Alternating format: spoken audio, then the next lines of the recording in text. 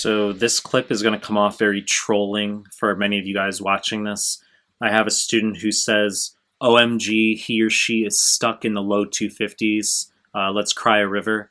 How do we get to 260 plus? Look, I understand many of you watching this are just trying to pass, okay?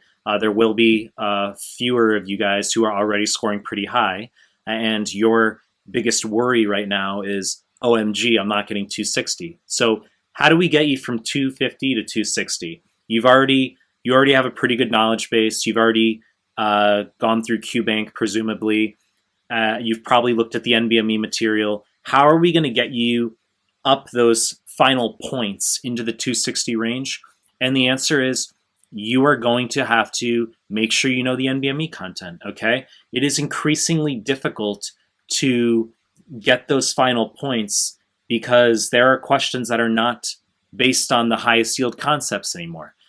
When you are trying to go from 180 to 200, it's very easy to predict what those concepts are. It's just, what's aspirin?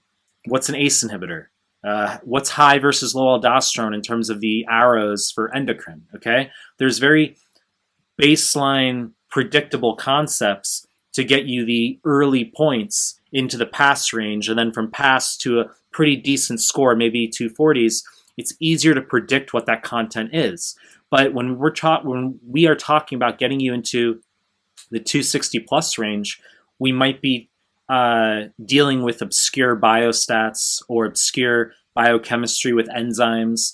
It's increasingly difficult to study that material. Early on, for every 5 concepts you study, one might show up on your real deal. Whereas if you're trying to go from 250 to 260, not only are you going to have to just be a very good test taker in and of itself, but you also are going to have to, e.g., study 40 concepts for one to show up on your real deal. That's not a permission slip to overly focus on minutiae, but just recognize that it is difficult to score 260 plus, okay? And even if you're a good test taker, even if your knowledge base is strong already, okay? So if I can give you some concrete, tangible advice, though, it would be to memorize the NBME content. It's nothing novel. I've talked about it, okay? So I really want you to know forms 20 through 30 for step 1, okay? If you're scoring 250 and you're fretting, you're bent out of shape because you're not getting 260 plus, my question to you is,